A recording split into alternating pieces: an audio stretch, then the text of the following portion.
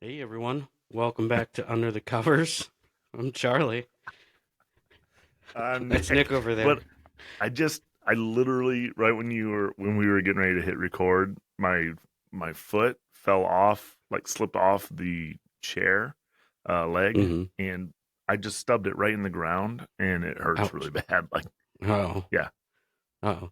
That reminds me, he's my coworker's wife.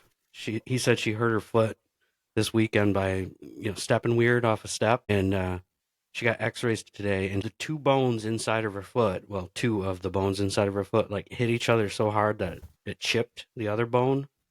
So she's got like a bone fragment in her wow. foot. So yeah, that probably hurts a little worse than that, but I guess they can't do How anything for how it. They just like put it how'd in she, a boot. how'd she do that? He said she was going to get groceries out of the car and like took a weird step off the porch or something and just landed hard and awkwardly and it like made the She bones. probably shouldn't have stepped on that stone because that's not your stepping stone. Not your stepping stone. Not your. Oh no! That was a dumb joke, and I set it up. No, it's good. It's good. It lives in infamy now. But we are under the covers. We're a podcast. We talk about music. We pick up a popular song and then discuss it, pick a cover version of that song and discuss it, and then at the end we decide which one we like better. And that's when the gong of decision is And rang. I'm Nick. Yeah, yeah, And he I'm is Nick. I'm Nick. not sure if we introduced ourselves. We did. Well, you were laughing at hurting your foot and then thinking of the great joke. That's what it did. But we got a I'm a special comedian. episode. We got a special episode for you today. Both Nick and I are dressed to the nines with our moon gear for the solar eclipse, Mm-hmm. the total solar eclipse It of is. 20. Can you see out of those? I Or do they look like 3D no, glasses? and that's why I had to. No, I thought so I just grabbed them today. So we ordered them a while ago, but I grabbed them today to put them on, and they're like blackout unless you're looking right at the sun. So Wow. when I put them down here, I can't see anything. But But when you I put look them like damn cool. this, I'm getting. I look damn cool. Nobody. I got these shifty eyes. Nobody knows where I'm looking. Oh, goodness. Yeah. Um. So yeah, we have the eclipse coming up here, Mm-hmm. and we're in upstate New York. We're in totality, so we're uh we're excited about. There's parties going on. There's supposed to be like hundreds of thousands of people coming here. That's cool. First And indicators say it's going to rain though, it's like a so work day too, isn't it? Isn't it on Monday? for those lowly souls that don't have vacation time. Ah, okay. Um, Well, yeah. we're So we're no, only at actually, the about schools are closed. Banks are closed. for real. Yeah, it's all Wow, closed. interesting. Are they worried about something bad happening, or do they just want to give No, everybody I the just opportunity? I honestly to see the eclipse. I think it's actually because of the amount of people supposed to be in the area, Okay, and it's a pretty big event, I guess. okay. But Well, I guess I don't know really why they canceled all that. if you do happen to go downtown during the eclipse, and there's an old Asian man selling plants, strange, unusual plants that you've never seen before, don't buy But it. You don't get the reference, do you? no, Little no, I Shop of don't. What is Horrors. it? Oh, no, Yeah, I have never seen that movie. that's a classic. It's a classic. I That's don't why know if it it was went a straight over my head. I don't know if it was a movie first or a musical, but it's pretty excellent with good old Rick Moranis. Steve Martin's in it. oh, he, Yeah, he's good too. yeah. He's a I should watch it. deranged I heard it's good. dentist. So we're over at our house. We're actually having a Dark Side of the Moon party. Um, so as you can see here, I've got the record albums all up. Everybody knows, well, a lot of people should know that listen to this podcast that Pink Floyd released an album, 1972, I think, maybe 73, not sure which one. But Dark Side of the Moon, one of the most popular albums of all time. And the last song on the album is Eclipse. So I am timing it so that right when the eclipse, the full totality starts, the song Eclipse is starting. And coincidentally, it lasts the same amount of time as the eclipse. So when it's No, done, the song is done. then the sun comes back out.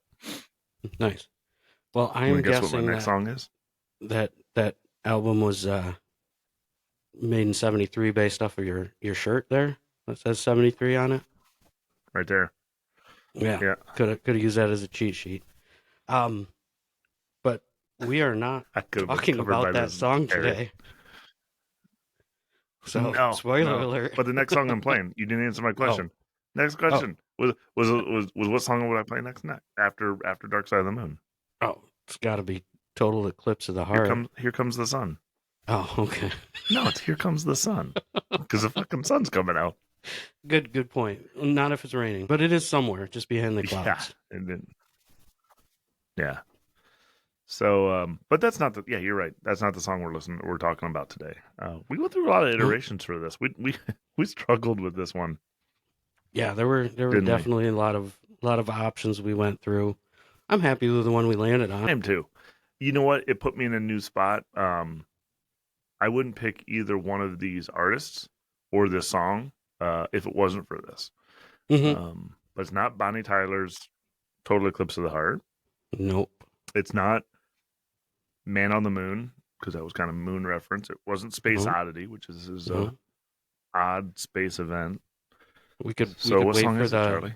We could wait for the live audience to give us some guesses. Just wait a bit. So we'll be here until we release it, and then we are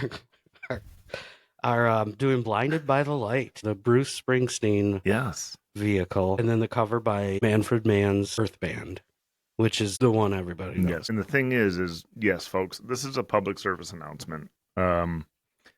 If you're gonna go look at the eclipse, don't be blinded by the light, because looking at the full eclipse can still hurt your retinas. That's why you need glasses like these. Yeah, you get those solar flares. Because I can't see shit. I tell you what, man, I did some research, and when I say some research, about 20 seconds of Googling, but I didn't realize, well, you hear all this stuff about how it can damage your eyes, hurt your eyes, but you actually don't feel pain when it happens. It just burns like retinas in the back of your eye, and then it could be like 2 days before you realize, oh shit, I burned my eyes. So yeah, I don't think that's what you would say. I think you would say I was blinded by the light. Yes. Were you revved up like a douche? Like a feminine hygiene product. Wrapped up like a douche. Oh shit. Well, depends on what kind of person you are. Depends if you're Manfred Mann or Bruce Springsteen. Yeah. But we do have a advertiser for this. We do have an advertiser for this episode if we want to just get that in here. Nice. Yeah. I'm ready. I'm excited. All right.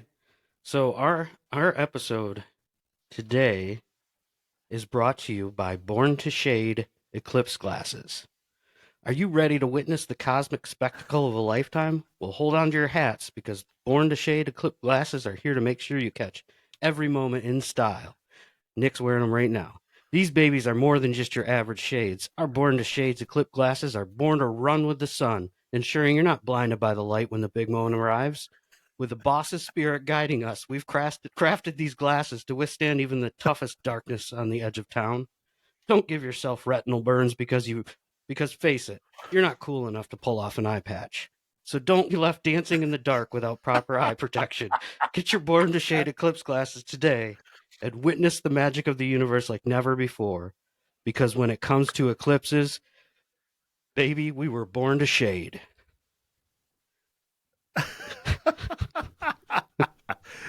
Oh, the old eye patch joke. Yeah, makes a return. They you know what?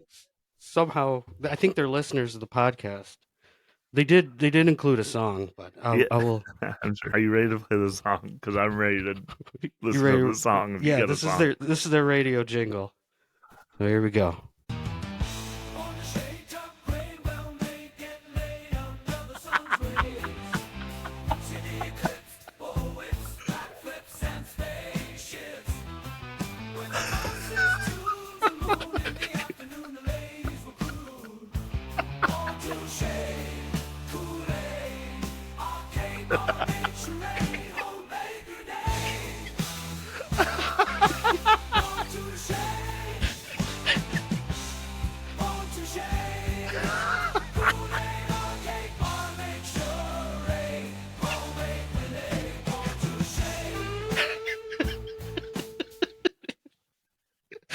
So Those are amazing.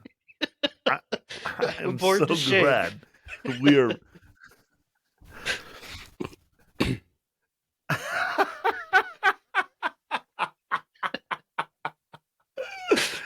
Ah, Um, yeah, so I think I the love that the we have a house writers, band that helps produce those.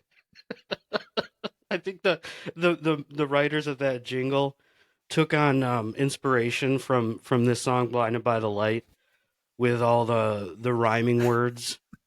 And they just took out a Yes, rhyming dictionary and just went to town. Um, that's yeah, yeah. I thought there was a part there. As a matter of fact, I got way into the Kool-Aid, it's Raid, whatever it was going on there. As a matter of fact, that might be my next ringtone. Cool in the Shade or whatever brand that was, which is Born to beautifully Shade. amazing that you guys. I'm glad that they're on board. Yeah, yeah, That's we gonna be my appreciate it. ringtone on my phone for show. Nice. So thanks again. But no, And I'm intrigued, like nobody understands. but we could talk about the song now a little bit. I guess Bruce Springsteen wrote this for his first album.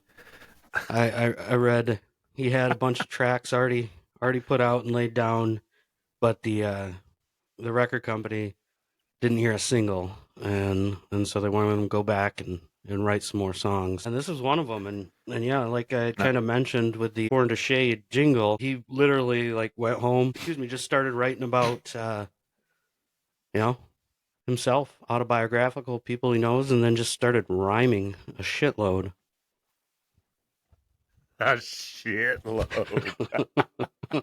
I'll say this. Guy, there's a lot to unpack to what you just said there. So Yeah, not only was it the record company that was like, I don't hear a single here, it was fucking Clive Davis, right? Like, I mean, probably the best A&R man and single identifier in the world of all time.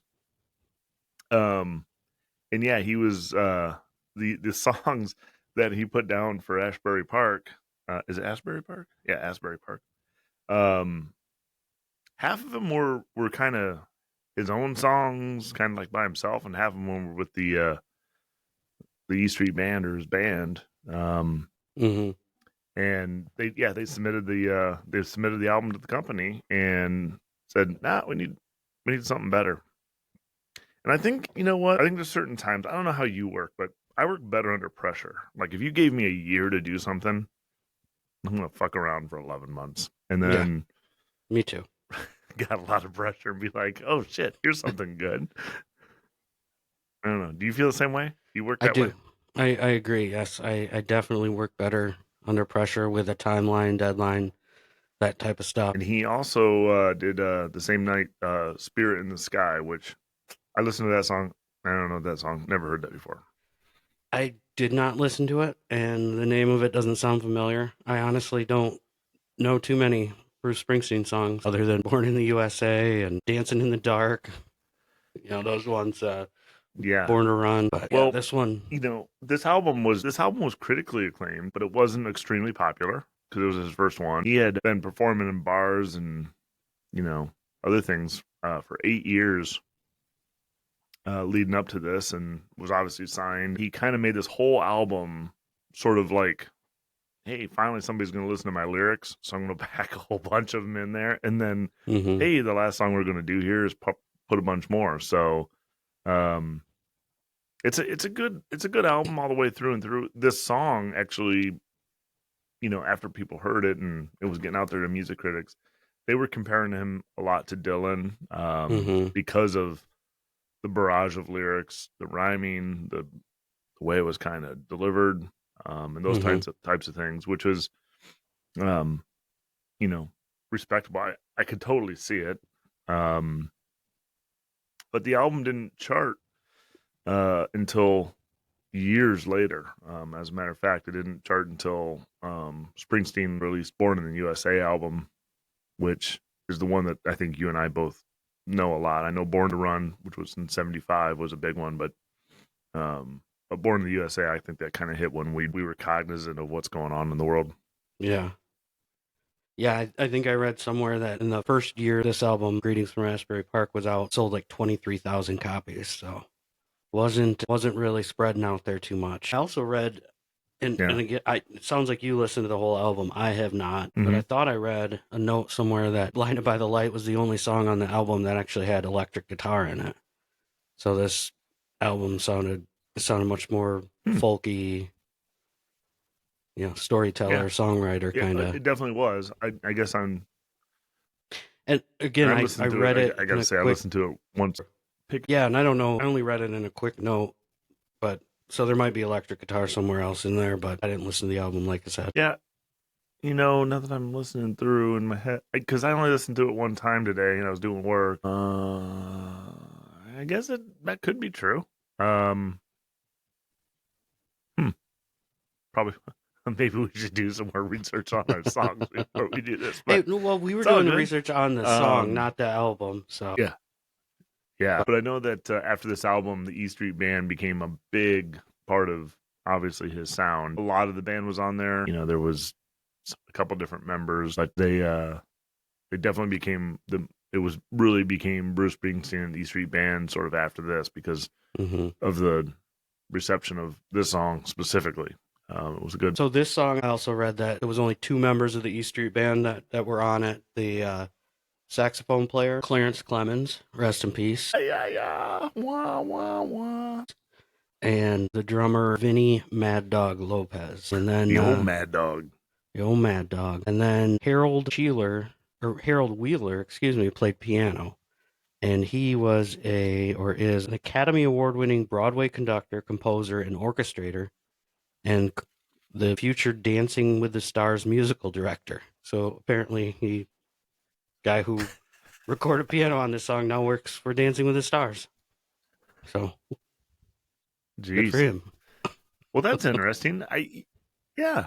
I mean, and I'm sure he got that gig because he had this resume and probably had to start around here. I mean, I don't know if this was his first album or not, but it's a hell of a trajectory. Yeah. The guitarist. Do you know what the guitarist's name is? The guy with the bandana. No, the guy who looks like super Italian. I did not look up his bandmates' names other than the guys who were on the song. But yeah, he's got the long curly hair. For the record, I don't really like that guy, and I also don't like Max Weinberg. He's too cheery when he plays drums. He's like, just poppy, and I don't know why I want to punch both of them in the face. Doesn't Max Weinberg also? Is that too judgy? No. And doesn't Max Weinberg also always wear like a suit, or is that just on Conan O'Brien? No, I bet you it's only on Conan O'Brien. I don't see him as a t-shirt guy, but his son is I think was the drummer of Slipknot. That sounds familiar. Crazy. Yeah. I mean, he's got that drummer blood in his genes, but then to go from. But he's got that whole Max Weinberg bobblehead shit going on. Fuck, you can't do that in Slipknot. Well, that's why his son didn't like his son didn't like his happy-go-lucky attitude either. Yeah, I would. So, one of the things about this song that I think is pretty interesting, is and you had mentioned this earlier, is that the lyrics are loosely assembled collection of childhood memories and references, obviously, but it's like he busted out the rhyming dictionary, and so there's like, okay, so there's the Madman Drummers, Bummers, Indians in the summer with a teenage diplomat, and when you hear that, it's the Madman drummer is actually he's referring to his drummer who was known as Madman or some other thing close to that. Indians in Summer was actually the baseball team he was on in Little League, and the teenage diplomat was Springsteen himself. So very like this is what it was. I mean, this is me. These are normal things. But then he also, in the same verse, like flips the script to very philosophical things. With a boulder on my shoulder, feeling kind of older, I tripped a merry-go-round with this very unpleasant sneezing, wheezing koala piece crashed to the ground. The boulder on his shoulder was a chip he had kind of carried for a long time. tripped on a merry-go-round was his life on the at the time. And, the calliope, is that what the word is? Calliope. Calliope. See, there you go. I needed a word guy back in there. Was him seeking disruption in his life, and so it takes these very literal things and butts them up against these very philosophical things, which I think that's very Dylan-esque. And I could see why people would pull those two things together. Yeah, and the way he also sings his song and it's kind of structured gives it that Dylan feel as well. And it's one of the few songs that Springsteen wrote the words and then found the music to go with it. He typically used to find the music or the melody or whatever he did and then put words to it, which I think when you listen to this song and you know that in your head, it makes a lot of sense because there is some weird pentameter in there that you're like, how did he get to that point? Well, if he was just rhyming in a dictionary at home one night drinking some beers, which I'm sure that's what he was doing, drinking some beers. Yeah. Then I could see it coming out that way. Yeah. Did you know this was Bruce Springsteen's only #1 hit on the charts as well? Yeah. No, and it was he didn't even it get was it there, Manfred right? Mann's version. But yeah, he had two others that got up there. Dancing in the Dark got to #2, and the Pointer Sisters version of his song Fire got to #2. But I don't know. I'm not familiar with that song. Is that the one that I'm on fire? Yeah, I think so. Yep. No, you say that. I can't believe the Pointer Sisters version was charted better than his. That's crazy. I meant to listen to that because, yeah, I didn't know they covered that song. But. And I, you know what? I'm gonna have to do this afterwards because obviously we're on the podcast right now. But I mean, between like Born in the USA, Glory Days, I mean, those songs were massive. So somebody was higher up on the charts than those songs, and those are lasting songs. Songs that must have knocked them off the charts had to be monsters. The opening guitar riff to this song, I think it starts probably around 12 or 14 seconds in, and he starts playing a guitar riff, and it sounds almost exactly like the Doobie Brothers' Listen to the Music opening guitar riff. Yeah. It's crazy. You know what's funny? Today I listened to it. Keep going, man, because it's funny you said that, because today I couldn't place it. Yeah, so basically I was listening to them back to back, and holy cow, it's eerily similar. And then I saw, so Bruce Springsteen wrote this song in September of 1972. And in September of 1972, the Doobie Brothers song "Listen to the Music" was in the top 50 of the hit charts. So I'm sure he heard that on the radio a few times and just kind of sunk into his brain. Yeah, and the song starts out with a lot of stuff going on. I don't know if a lot of people know that this is the original or have ever even heard the original, but yeah, it is one of those things. This is one of those points where I've heard it. But then I listened to it today with headphones on several times, and in the very beginning, there is a lot of instrumentation. There is a lot of different things going on, and it's hard to really focus on any one thing until he kind of gets to the lyrics. I mean, kind of reminds me of, and I know it had to been put out after this, but the beginning of Whatever Gets You Through the Night by John Lennon. There's just it like hits you so hard in the very beginning, and then it gets into the song. And but yeah, this one here, there's a lot there, and I was like, holy shit, if this goes through the whole song, I'm gonna be like on full. But maybe we should, you thinking about listening to this? I am. I'm thinking about giving it a play and letting everybody hear what we're talking about, because like you mentioned, a lot of people probably didn't know this was the original version, and even if they did, they might not have even listened to it yet. So, the song's 5 minutes and 4 seconds long. There's 21 million listens on Spotify, and we'll kick off to that. Charlie, there's a little interlude, right? Yep, so that'll play because we can't play the song, and yeah, we'll be back in a few minutes.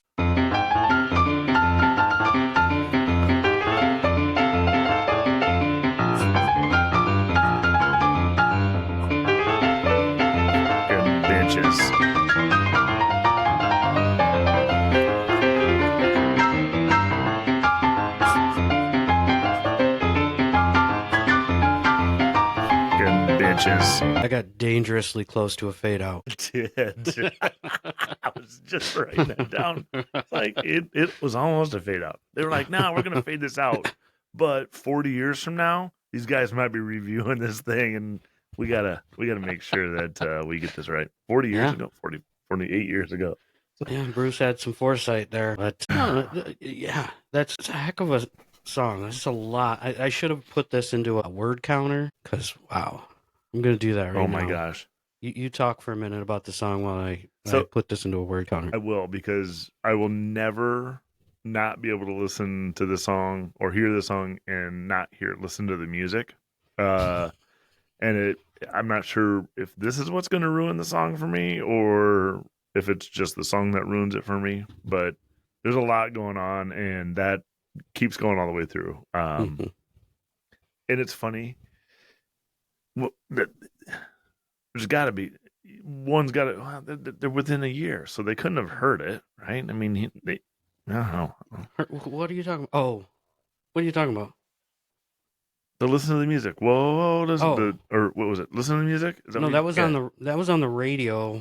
Like it was out. It was an album out when Bruce was writing "Blinded by the Light." Oh, yeah. He had to have been. He plagiarized it. They're gonna spawn a lawsuit for sure. Oh yeah, after they listen to this podcast, we're gonna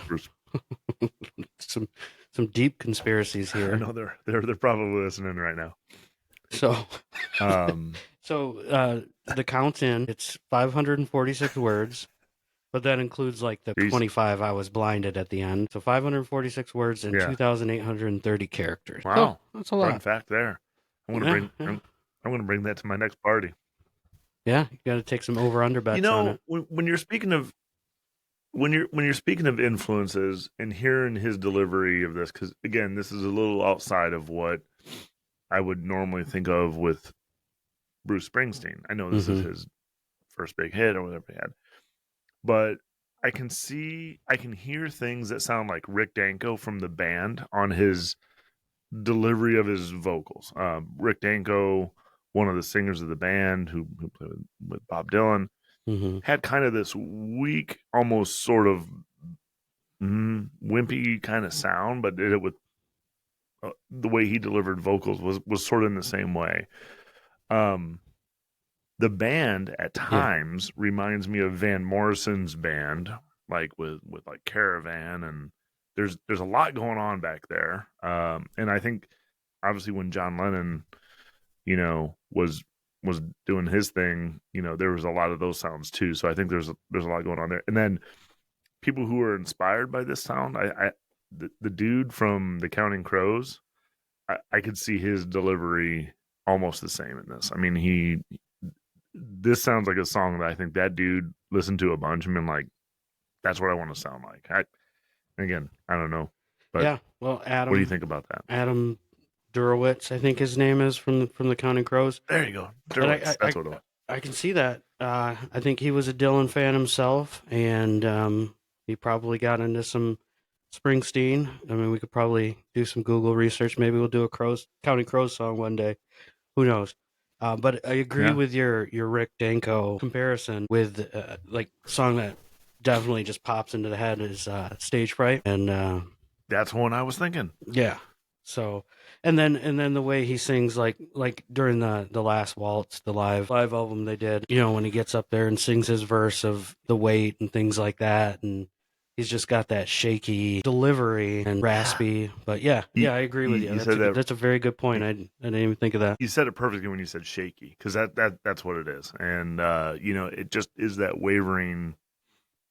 It's that wavering thing. And by the way, Neil Young actually. One of his pseudonyms is Shaky, Bernard Shaky, and because of that wavering voice that he has. But I think that's when he does movies or something like that. But he has a bunch of personas. That's probably for another episode. Yeah, I'm sure we'll get a Neil Young in here now that he's back on Spotify. I know the protests only last 2 years, so but. No, there is a lot of everything throughout the song. In the very beginning, especially, there's literally guitars. You got backing vocals. You got organ, piano, sax, acoustic guitars. It's like for recording this on the cheap, because they didn't. They There's several sources that say that they went to a pretty much unknown studio to try to save on money, uh, to save money on their advance. There's a lot going on for a quote unquote cheap recording, but I guess if Clive Davis is coming down from his tower and saying, "You better get this one right," yeah, maybe you should. So yeah, they put all their eggs in a couple song baskets. there you go. But Manfred Mann, their take on this is radically different. It is. Uh, I'm gonna lead off. This is my lead hit. Is I love the title of this album's name, "The Roaring Silence." I think that for some reason it like I was like, that's a cool album name. That's shit that I wish I would have done myself. But in 1966 or excuse me, 76, they released this album, which this was also like.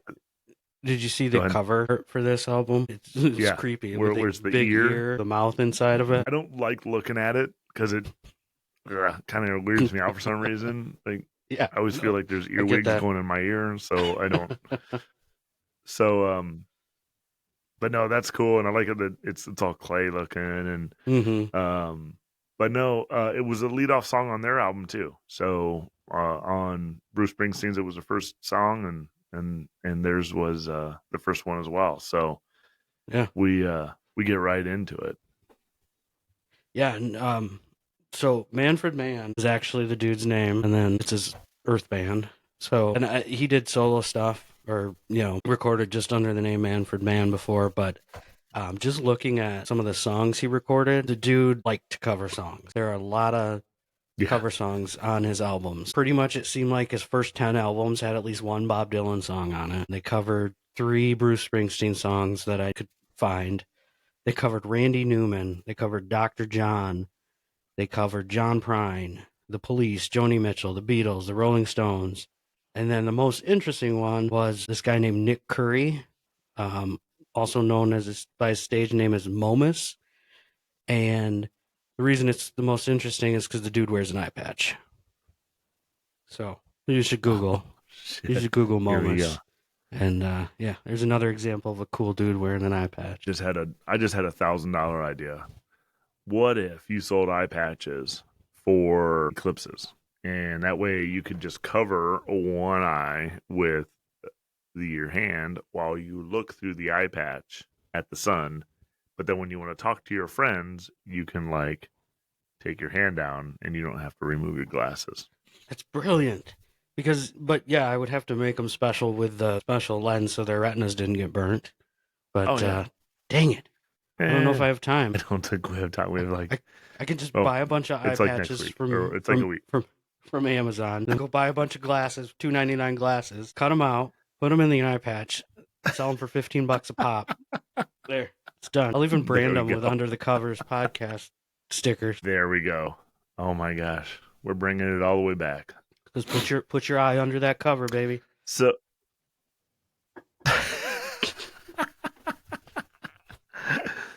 So, Manfred Mann's Earth Band. Okay, so I have heard obviously the Blinded by the Light version. I've also heard other songs that they've done. They sound like Emerson, Lake and Palmer and Supertramp, and as a matter of fact, up until like a week ago, I thought Supertramp was the people who did this song. So yeah, and I think last night we were discussing this, and I think I even said, and I think you may have meant Electric Light Orchestra, ELO, instead of Emerson Lake, but I guess Emerson, Lake and Palmer's prog rock too. Yeah. But I thought this was an ELO song. And when you Google it, you find all sorts of results for Blinded by the Light, Electric Light Orchestra, Blinded by the Light, ELO lyrics. And so it's like, it's not just me. Yeah. Like, and yeah, would you say Supertramp, which is, that's another one this could be. Yeah.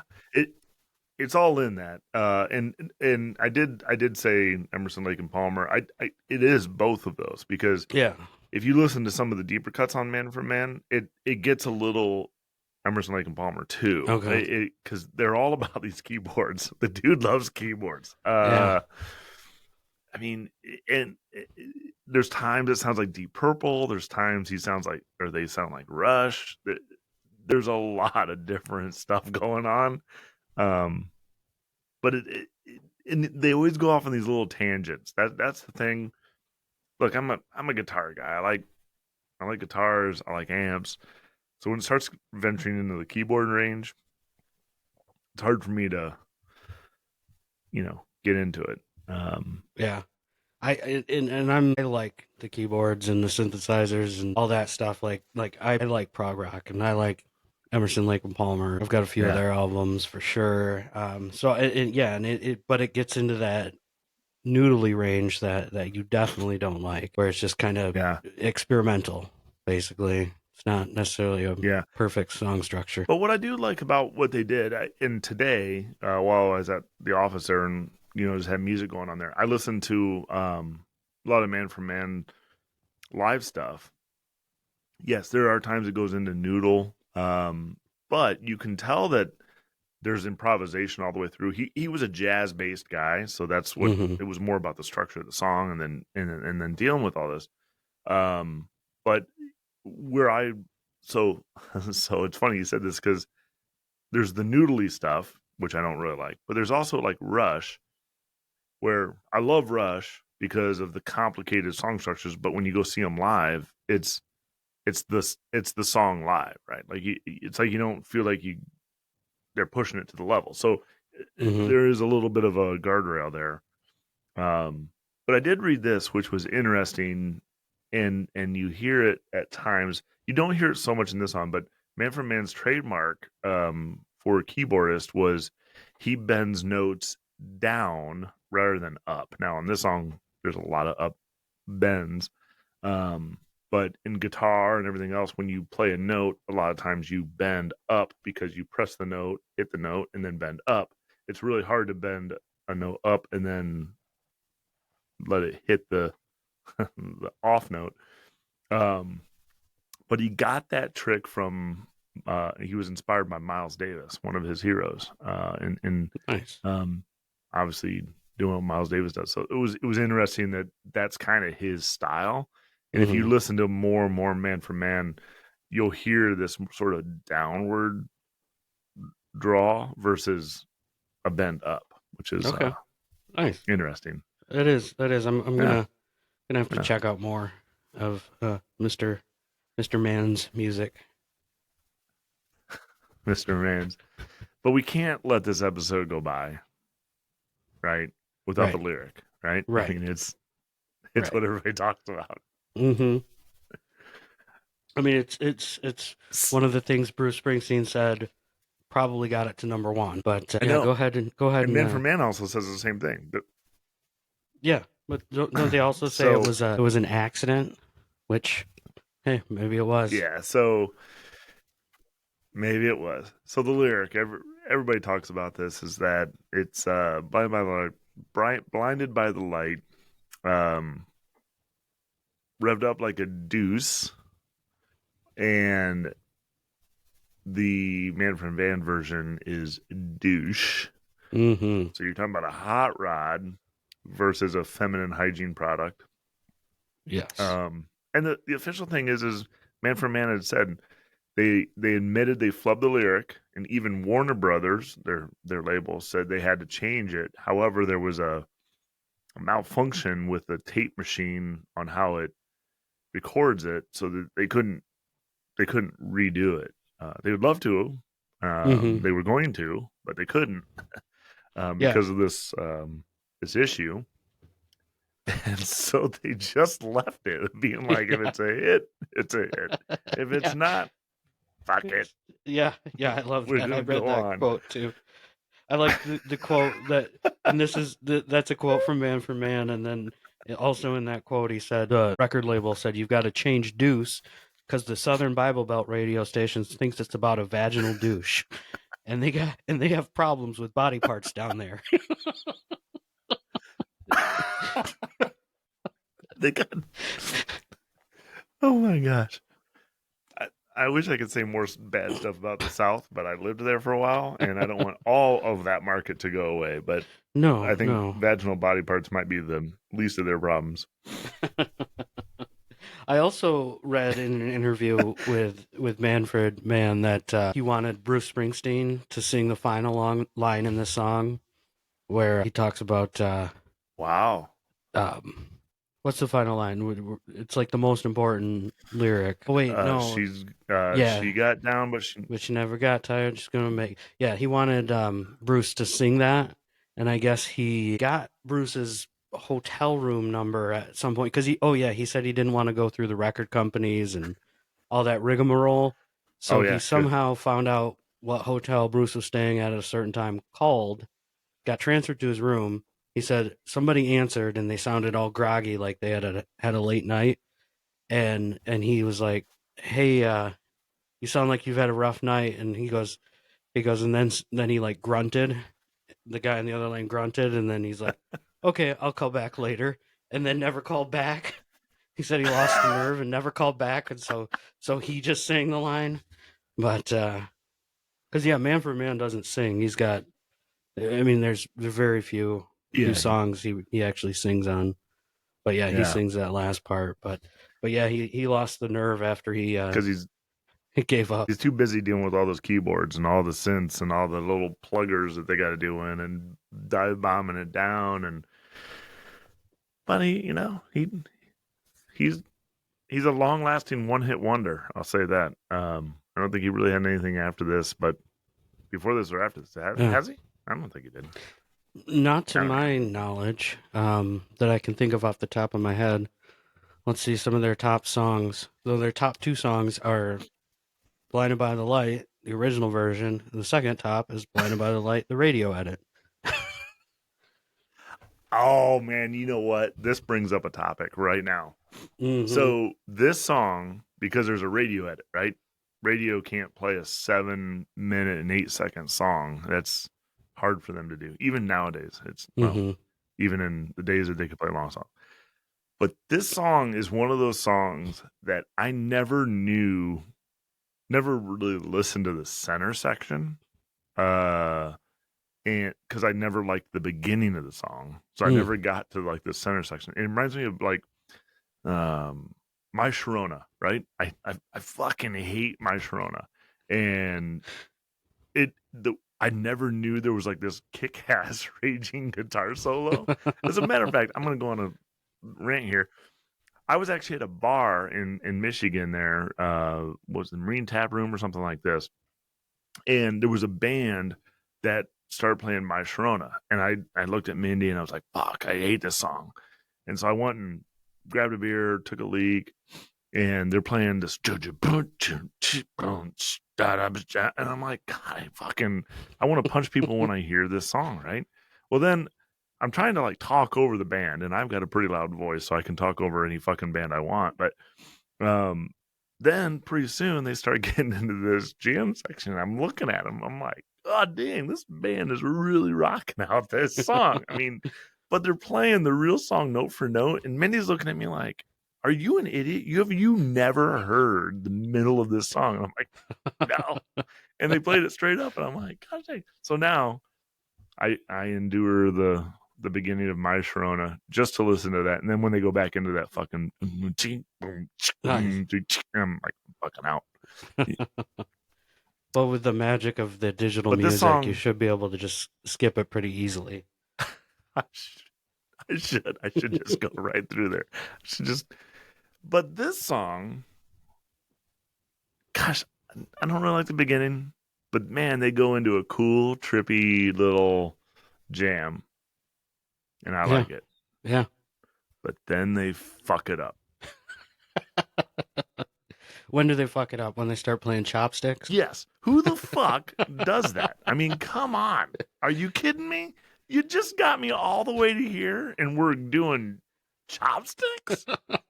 Oh, you said douche, and then you did chopsticks. It's a choice.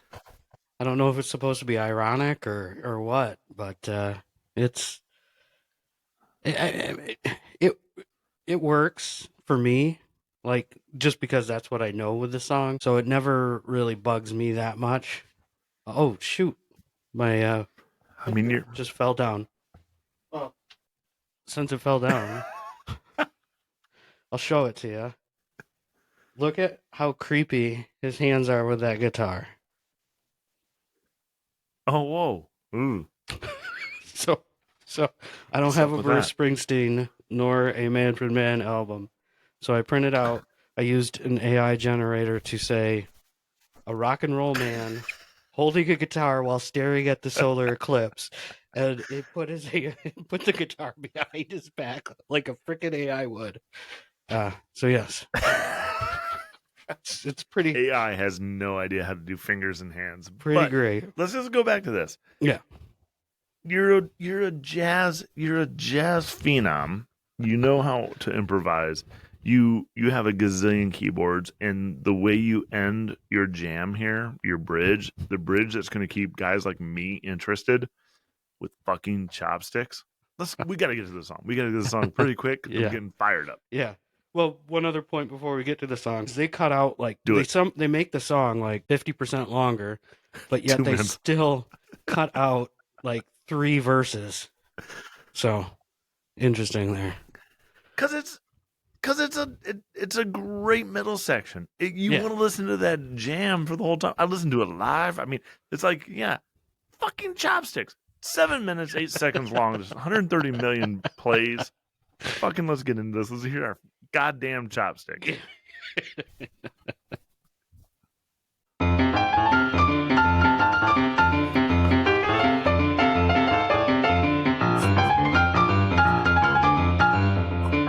Fucking bitches.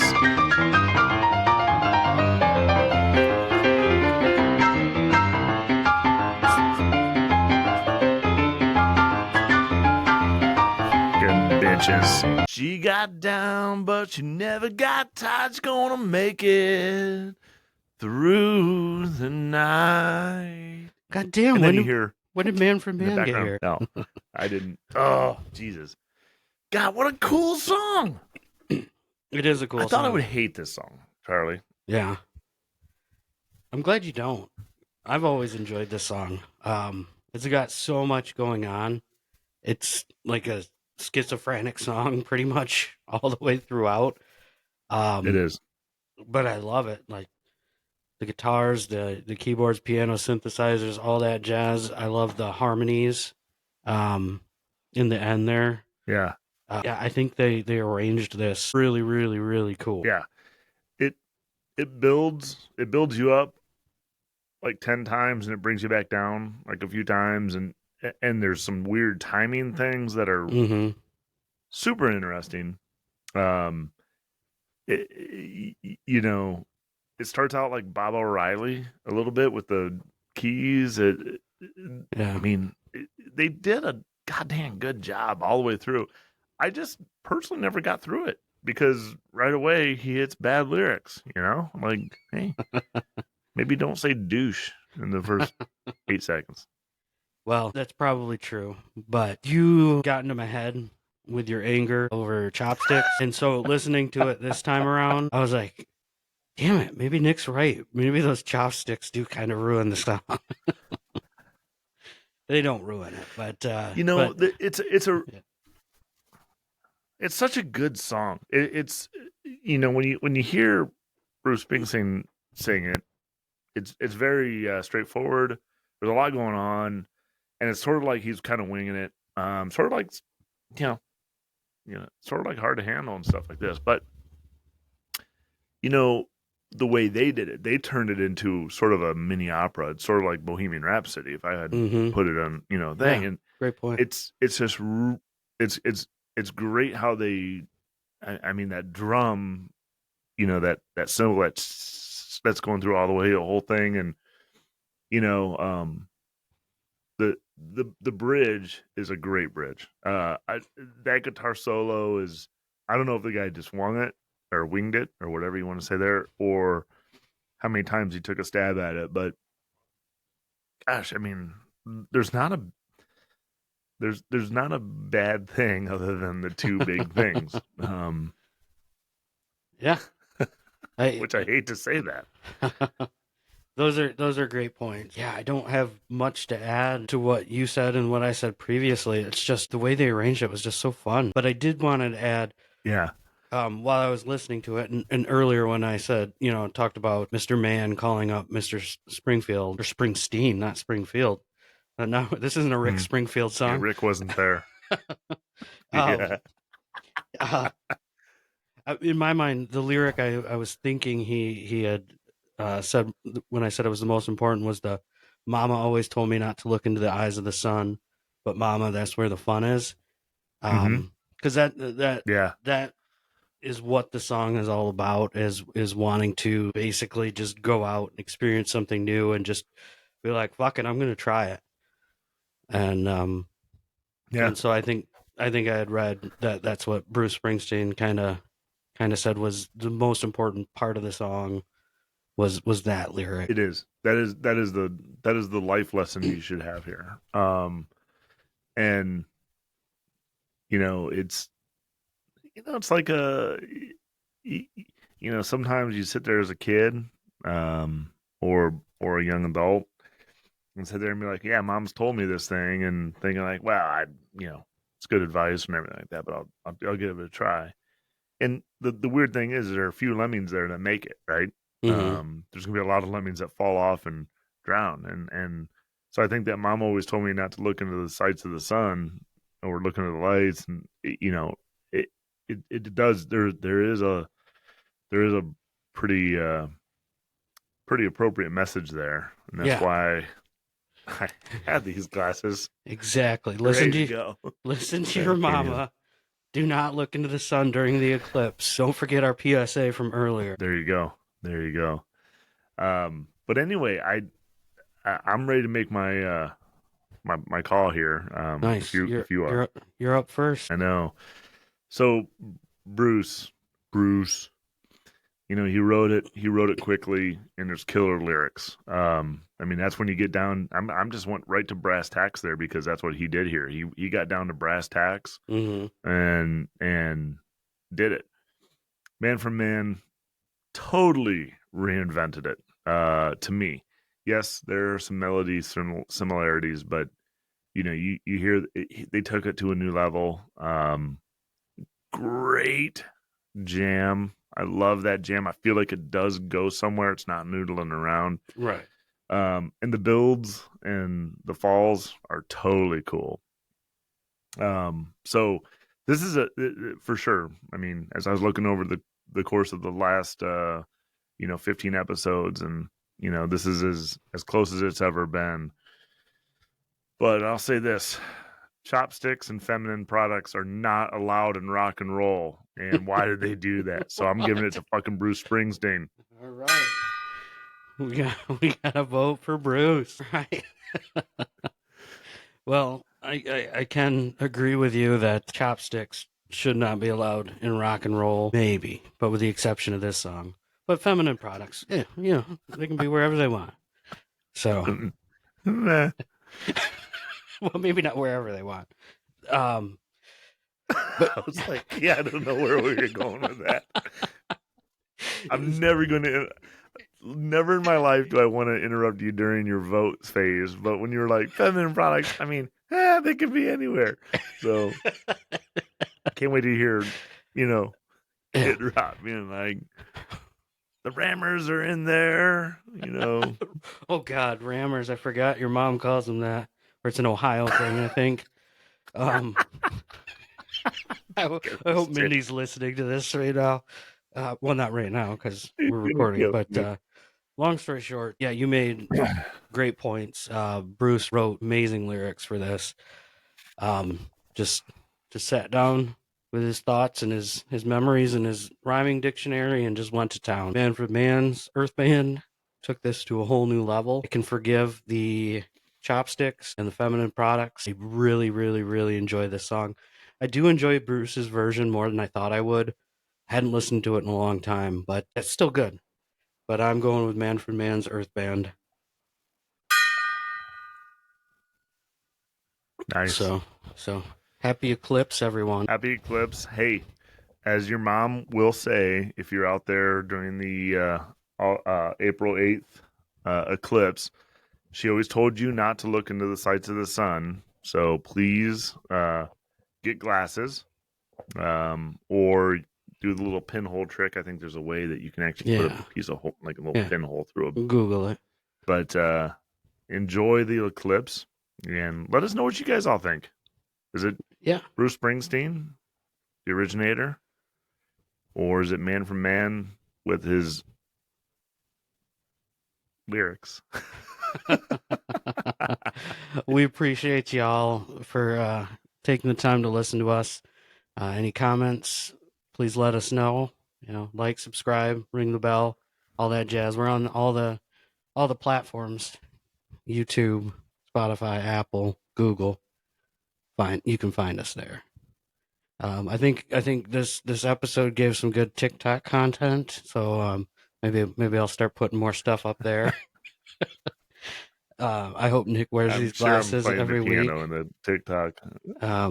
And your cool glasses.